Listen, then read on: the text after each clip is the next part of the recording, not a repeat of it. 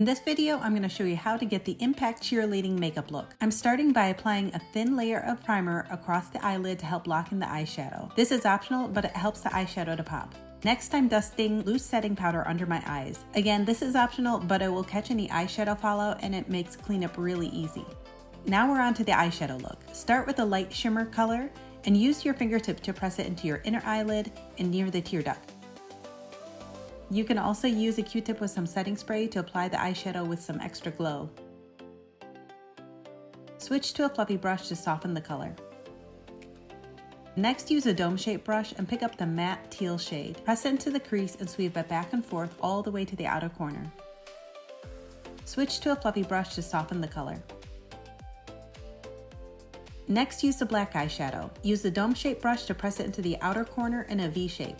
Here's an extra tip. If you want a sharp line of your smoky eye, you can line up your finger from the outer corner of your eye to the outer edge of your eyebrow, and that will keep the lines clean as you press the eyeshadow into the outer corner. Then switch to a fluffy brush and blend the color through the crease to soften it lightly.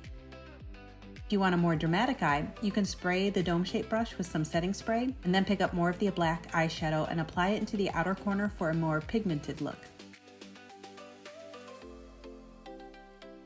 Now use your fingertip to apply the teal shimmer shade across the eyelid from the inner lid, middle lid, and up to the outer corner.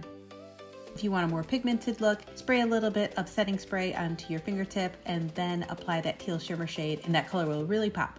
You can also use a foam applicator to apply the color across the lid. Use a fluffy brush very lightly to sweep away any loose eyeshadow. If you added powder under your eyes, you can now sweep it away along with any eyeshadow fallout. Next, it's time for mascara. So I always like to add 2 coats for extra volume. And now we're moving on to lips. To start with, use a makeup wipe to clean your lips so that there's no oils, balm, or makeup on them. Then grab your matte liquid lipstick. I like to line my lips first and then fill them in using a thin coat. Let it dry completely for a few minutes. To keep this lip color transfer proof, it's really important to avoid all chapstick, lip balm, or lip gloss underneath the lip color or over top. You want to keep the lip color in the dry matte finish. And that's the finished look for Impact Cheerleading. Have a great season, everyone.